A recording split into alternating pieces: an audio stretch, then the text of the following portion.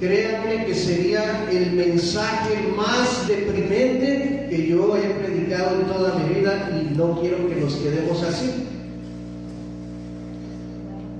Hoy hay una palabra de advertencia para todos nosotros, pero hay esperanza y hay propósito. Pero eso lo vamos a ver hasta el próximo domingo y lo continuaremos hasta el último domingo de octubre. Ahora sí, Isaac. Así se llama hoy nuestra prédica: completo desastre, imperfección. Cuéntenme los clavitos que están derechitos, bien formaditos. ¿Cuántos son? 10. ¿Cuál es el que llegó chueco? ¿Cuántos años cumplimos? 11 años. Y ahorita vamos a ver de qué se trata esto. Ponme la siguiente. Cuando hablamos del número 11, ustedes saben que en los aniversarios de la iglesia acostumbro predicar en base a la numerología bíblica. En la Biblia aparecen los números como aparecen en nuestros días, pero en la Biblia los números tienen cierto significado, tienen cierto mensaje, no para que nos guiemos como si se tratara de un horóscopo o de astrología, porque algunos se van a esos extremos y entonces se olvidan completamente de Dios y hacen del número su Dios. Nosotros no, nosotros solo tomamos el número como una referencia. El número 11 en la Biblia tiene un triple significado, que es el que vamos a ver hoy, y es el que tenemos que poner atención. El primer significado es desorden. Los 3 aparecen con la letra D. Vamos a ver en Génesis 32:22 que cuando hablamos de desorden, hablamos de desorganización, de algo que está incompleto.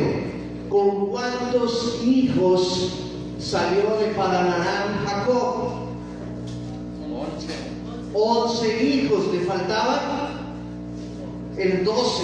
Me voy a adelantar un poquito al aniversario del próximo año. El 12 significa gobierno completo, orden, perfección. El 12, ustedes recordarán que hay muchas referencias en la Biblia a ese número: 12 tronos, 12 apóstoles, 12 tribus, porque indica un número que está en orden y que está completo. Entonces, antes del 12, ¿qué número está? Pues el 11. El 11, no hay muchas referencias en la Biblia para este número. No es un número popular. Aparece unas 20 y tantas veces en toda la Biblia, pero cuando aparece, la primera acepción que hacen es al desorden, algo que está incompleto. Al igual que la familia de Jacob todavía no estaba completo en esa época porque faltaba el último hijo. ¿Quién fue el último? ¿Cómo que José? Benjamín fue el último hijo, el número 12, el que representaba simbólicamente lo que había de hacer el Mesías. Cuando nace, su mamá Rebeca le pone por nombre Benoni, hijo de mi dolor, haciendo referencia en el futuro al dolor que Cristo iba a padecer en la cruz para rescatarnos. Y entonces a Jacob no le gustó ese nombre y se lo cambió por Benjamín, y Benjamín significa hijo de mi mano derecha, el que está a mi diestra, y entonces haciendo referencia a la victoria de Cristo Jesús también en la cruz. Jesús vino, en otras palabras, a arreglar el desorden que había en el ser humano, en nuestra vida por causa del pecado. ¿Queremos desorden para todo el 2023-2024? De por sí somos medio desordenados y desorganizados. Tenemos que mejorar en eso. Entonces no le peguemos al clavo número 11 que nos quede chueco. Y si nos queda chueco a la primera, ¿qué se hace? ¿Qué se hace? Pues agarras el martillo, lo volteas y lo sacas, y agarras otro y lo pones hasta que el número 11 quede también derechito. No queremos un clavo chueco este año, no queremos una iglesia incompleta, desordenada. desorganizada. Número 2, también el número 11 significa desintegración. Vámonos a Deuteronomio capítulo 1. Es interesante, yo no sé si ustedes se habían fijado en la información que nos deja Deuteronomio 1. Quizás les va a sorprender. Estas son palabras que habló Moisés a todo Israel a este lado del Jordán, en el desierto, en el Arabá, frente al Mar Rojo, entre Parán, Tofel, Labán, Aserot y Disahar. 11 jornadas hay desde Oreb, camino del monte de Seir, hasta Cades Barnea. Y aconteció que a los 40 años, en el mes 11, al primero del mes, Moisés le habló a los hijos de Israel conforme a todas las cosas que Jehová le había mandado acerca de ellos. Si ustedes recuerdan la historia, ¿cuántos años le tomó a Israel salir de Egipto y entrar a la tierra prometida? 40 años. Ustedes saben también cuál fue la razón de esos 40 años. ¿Cuál fue? Los espías, en su mayoría, 10 de ellos dijeron: está muy difícil, allá hay gigantes, hay ciudades amuralladas, nosotros parecemos langostas, lo mejor o lo que recomendamos es regresar a Egipto. Y la mayoría del pueblo puso oídos a ese informe. Y entonces se rebelaron de tal manera que querían apedrear a Moisés, a Caleb y a Josué juntos, porque ellos tres eran los únicos que decían: podemos hacerlo, podemos vencerlos, podemos conquistarlos, ya nos los trajo hasta acá. Ahora imagínense, 40 años vagando en el desierto hasta que toda aquella generación pereció, cuando el viaje era tan solo, ¿de cuántos días dice el verso 2? Donde dice en su Biblia, en la Reina Valera, 11 jornadas, se refiere a días. 11 días de camino hay desde el monte de Seir hasta la tierra prometida. No tenían por qué vagar 40 años, no era el propósito de Dios. Dios no quería eso en el original, pero Él puso a prueba su fe cuando ellos enviaron los espías y se desanimaron. Fue que la ira de Dios determinó entonces un castigo y una sentencia. ¿Por qué pasó esto?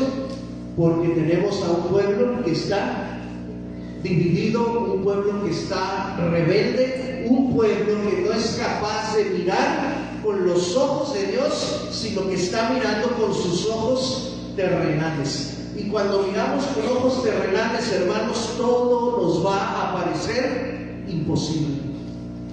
Imposible.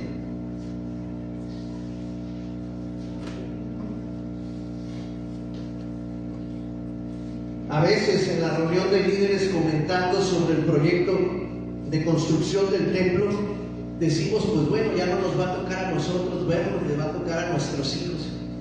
Nosotros mismos estamos como los espías, porque cuando le hablamos al arquitecto que diseñó, mi esposa se le ocurrió decirme: pregúntale cuánto calcula él que el edificio ese tan bonito que él diseñó se levantaría si tuviéramos todos los recursos ya disponibles para hacerlo.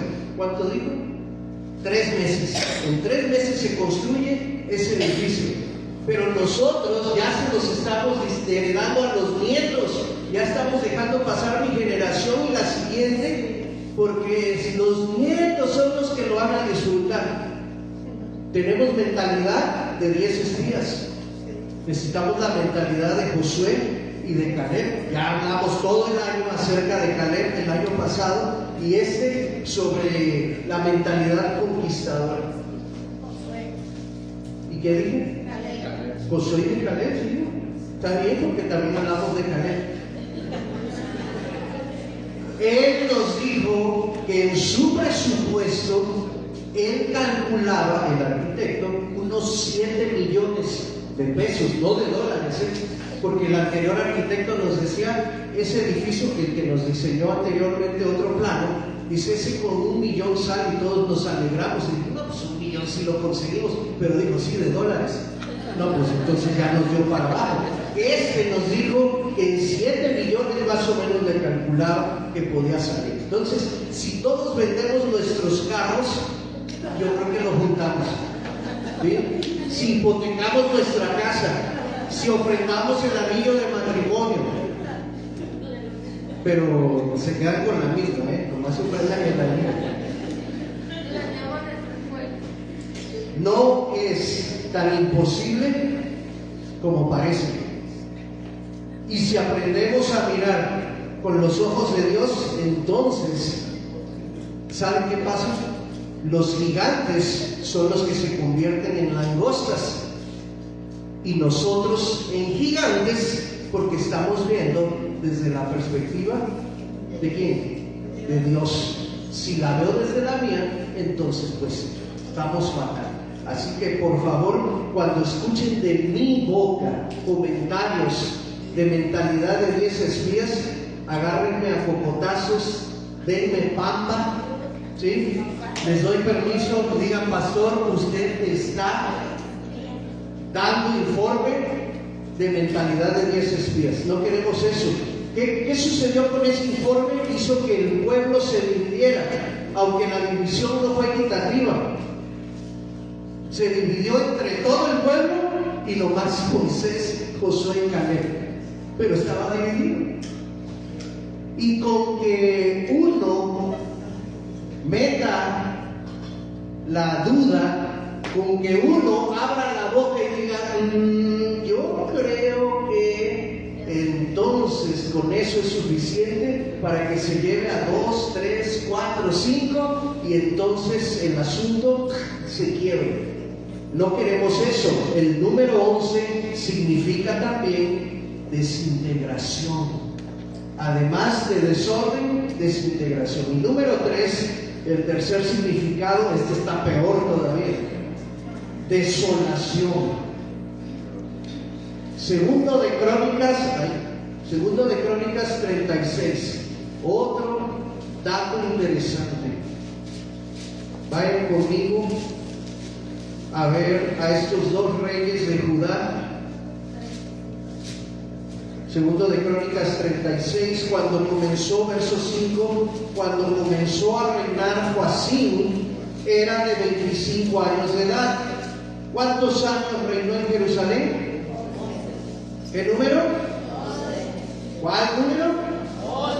11. Otra vez, 11 días, 11 hijos, 11 apóstoles, 11 años. Se repite y se repite este número que no vislumbra nada agradable. ¿Qué hizo este hombre Joacim? Lo malo ante los ojos de Dios. Y entonces Dios usó a la nación de Babilonia, a su rey Nabucodonosor, e hizo que se lo llevara atado con cadenas a Babilonia. Y bueno, además de llevarse a Joacim preso, aprovechó Nabucodonosor para hacer un saqueo de las cosas más valiosas. Se llevó los utensilios, los puso en su templo en Babilonia e hizo muchas cosas. Cuando sale Joacim, entonces comienza a reinar otro rey, allá en el verso 11. De 21 años, estamos hablando del reino de Judá, ¿sí? Y Jerusalén era la capital del reino del sur. Israel era la capital del reino del norte. Nos estamos centrando en la parte sur. De 21 años era Sedequías cuando comenzó a reinar. ¿Cuántos años reinó Sedequías? 11. Otra vez el número. ¿Qué sucedió al año 11? Además de que ya tenía colita que le pisaran, porque dice que hizo lo malo ante los ojos de Dios, pero miren, dice que él no se humilló delante del profeta Jeremías que le hablaba de parte de Jehová. Esto quiere decir que Dios puso a Jeremías para advertirle a Sedequías de lo que estaba haciendo, para anunciarle los planes de Dios y él pudiera dar marcha atrás. ¿Qué hizo Sedequías? No oigo, soy de palo. ¿Tengo orejas? De pescado. No quería oír a Jeremías para nada. Lo corría, le sacaba la vuelta. Si se topaban y Jeremías empezaba a hablar, dice que él no se humillaba en su corazón. Se rebeló contra Nabucodonosor, al cual había jurado por Dios, y endureció su cerviz y se obstinó su corazón para no volverse a Jehová, el Dios de Israel. También todos los principales sacerdotes y el pueblo aumentaron su pecado, su iniquidad. Pues claro, si el rey ponía el ejemplo, pues todos los súbditos también ponían de su cosecha. Así que el pecado aumentó en esa época de Sedequías. Siguieron todas las abominaciones de las naciones y se atrevieron a contaminar la casa de Jehová, la cual él había santificado en Jerusalén, es decir, el templo. Y Jehová, el Dios de sus padres, envió, ¿qué dice allí? Constantemente palabra a ellos por medio de sus mensajeros, porque Dios tenía misericordia de su pueblo y de su casa, de su habitación, mas ellos se burlaban, hacían escarnio de los mensajeros de Dios y menospreciaban sus palabras, burlándose de los profetas, hasta que la ira de Dios subió contra su pueblo. ¿Y qué dice ahí? Ya no hubo más remedio. ¿Qué fue entonces lo que pasó? Ahí viene. Por lo cual trajo contra ellos al rey de los caldeos, que mató a espada a los jóvenes en la casa de su santuario. No perdonó al joven, ni a la doncella, ni al anciano, ni al decrépito. Todos los entregó en sus manos. Tomó también los utensilios de la casa de Dios, grandes, chicos, los tesoros de la casa de Dios, los tesoros de la casa del rey y de sus príncipes, y todo se lo llevó a Babilonia. ¿Qué hizo con el templo? Y quemaron la casa de Dios, rompieron el muro de Jerusalén, consumieron a fuego todos sus palacios y destruyeron todos sus objetos deseables. Los que lograron escapar de la espada se los llevaron como esclavos a Babilonia y fueron siervos de él, de Babilonia y de sus hijos, hasta que vino el reino de los persas. Todo esto sucedió para que se cumpliese la palabra que Dios había dado por medio de Jeremías. ¿Cómo quedó Jerusalén? Destruida, desolada. No había quien la habitase. Y así pasó por ¿cuántos años? 70 años de cautiverio del pueblo de Israel allí en Babilonia, hasta las épocas de Nehemías, que Dios lo envía a reconstruir el muro, y de Esdras a reconstruir el templo. ¿Todo por qué? Por un pueblo obstinado, un pueblo desobediente, un rey necio de corazón que no quiso humillarse ante Dios. Estos dos, a los 11 años de su reinado, vinieron a cavar la tumba de su propio pueblo. ¿Y cuál fue el resultado? Un pueblo destruido. Dilo conmigo: desorden, desintegración, desolación. ¿Quién quiere esas 3 bendiciones para su vida? ¿Quién quiere esas 3 bendiciones para su iglesia? Honestamente, hermanos, cuando estoy haciendo el estudio, yo digo, no quiero eso. No quiero eso. Pero si no hago caso al consejo de Dios, si no me humillo ante Él, entonces mi iglesia va a quedar desordenada, desintegrada y desolada. Desolada quiere decir destruida y vacía. Si no hago caso a esas instrucciones de Dios, si no me pongo las pilas, no solo mi iglesia va a tener consecuencias, mi familia y mi vida también van a estar desordenadas, desintegradas y desoladas. ¿Hay esperanza? Sí la hay. No faltes el próximo domingo. El próximo domingo vemos cómo revertir esto, cómo no caer en la maldición del número 11. Queremos que el número 11 sea un año bendecido, un año de gozo, de victoria, de alegría. No queremos esas 3D presentes con nosotros, ni queremos un pueblo destruido, ni un pueblo dividido, ni un pueblo desorganizado e incompleto. Mira, la siguiente. Esto surgió a raíz del boom de las redes sociales, este término epic fail. Sí. Los chicos lo usan mucho cuando haces un ridículo o cuando cometes un error de esos tremendos. Como ahora los muchachos les gusta usar términos en inglés, pues te dicen, ay, hiciste un epic fail, ¿no? Y hasta le ponen así el tono bien fresota. Epic fail significa una falla completa, épica, un error gravísimo, como dije, un completo desastre. ¿Cuántos de ustedes ayer tuvieron la oportunidad de ver el eclipse? De salir, aunque sea a checarlo. ¿Cuántos? A lo mejor a algunos se les olvidó y ya cuando les avisaron ya no vieron nada. O a lo mejor por tu casa estaba tan nublado que ni se alcanzaba a ver. Nosotros sí vimos ahí un huequito que había en piedra angular.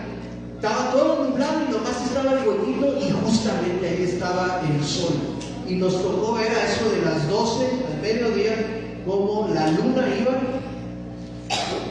interponiéndose entre el sol y nosotros.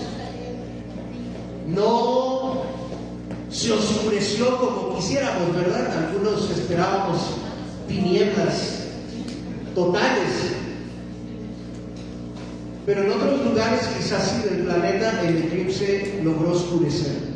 Pero el número 11 pudiera ser un eclipse para nosotros, en el sentido de que la luz de Dios que quiere brillar, ahí vamos nosotros con nuestra cabeza dura, con nuestra necedad, con nuestra rebeldía, a meternos entre lo que Dios quiere hacer y nuestra obstinación, nuestra desobediencia. Entonces, ¿qué es lo que sucede? Eclipsamos el deseo de Dios, la voluntad de Dios. ¿Queremos eso? Yo espero que no. ¿Queremos cometer un epic fail como persona, como familia, como iglesia de una vez? Espero que no. Por eso mi invitación es para que separes desde ahorita el próximo domingo, te vengas, traigas tu libretita y veamos cómo podemos nosotros evitar ser un eclipse a las bendiciones que Dios quiere derramar sobre cada uno de nosotros. Imagínate que la luna no se quisiera quitar, que se pusiera de obstinada y de necia, dijera, me gusta estar aquí tapando al sol nomás por mis cráteres, ¿sí? Que no se hubiera seguido en su trayectoria, en su órbita, y se hubiera quedado atorada ahí. Si ustedes apreciaron el eclipse, no duró gran cosa, pasó muy rápido. Pero ¿qué tal si se hubiera quedado? ¿Cuál sería la consecuencia? ¿Qué pasaría en nuestra vida, en nuestro planeta, sin el sol? A ver, los que están estudiando, ¿qué pasa? ¿Se acaba qué? Se acaba la vegetación, todo se vuelve oscuro, Si no hay vegetación, pues no hay oxígeno, no hay comida. Nos vamos a volver zombies. Nos vamos a querer comer los unos a los otros. Todo esto va a estar triste. ¿Sí? Miren que a mí me gusta mucho el invierno, me gustan los días fríos, me gusta lo nublado, me gusta lo oscuro. Pero llega un momento en que después de ya mucho tiempo de oscuridad, de nublado, de frío, de lluvia, dices, ay, no, pues ya que salga tantito el sol, ya queremos salir a la calle, jugar o ir a los pajaritos. Tiene que haber un equilibrio, porque si todo es oscuridad, entonces hasta nos deprimimos. Yo me acuerdo mi primer invierno en Piedras Negras, yo terminé deprimido. ¿Sí? Porque venía de Veracruz. En Veracruz no hace frío. En Veracruz es Navidad y el centro está abierto hasta las 10 de la noche, 11 de la noche, la gente en el Zócalo bailando, la marimba, la música, hay fiesta, hay piñata. Y cuando yo me acuerdo, el primer invierno aquí hizo un friazo y me acuerdo que me pasé por el centro y el centro estaba cerrado a las 6 de la tarde, no había ni un alma en el centro, no había nadie en el Zócalo, no había música, no había nada, no había nada. Ahora ya Piedras Negras cambió un poquito, ya está más grande, pero en aquello de hace 20 y tantos años era una cosa terrible en invierno. Digo, bueno, ¿qué voy a hacer ahora? No tengo sueño y apenas son las 6, ya está oscuro, no hay nadie en la calle, no hay ninguna fiesta de nada. ¿Qué se hace aquí?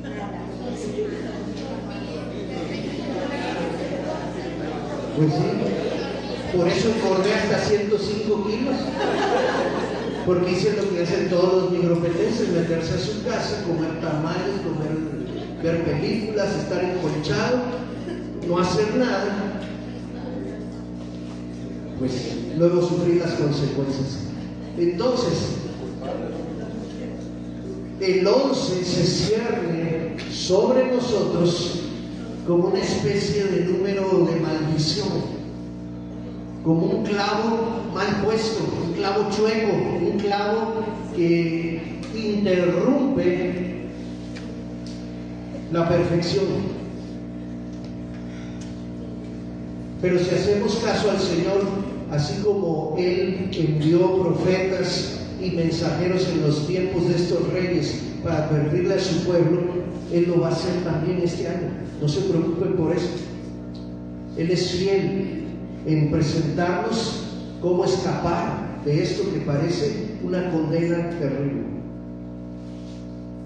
Pero necesitas venir, necesitas ser fiel, necesitas escuchar, y después de escuchar necesitas practicar, necesitas vivir. De eso y otro poquito más hablaremos la próxima semana. Por lo pronto, cierra tus ojos. Por favor, únete a mí en oración, y que tu oración sea sincera. Pídele al Señor: Dios, yo no quiero esto para mí ni para mi familia, empezando por allí. Pórtate un poquito egoísta y empieza con una oración para ti nada más.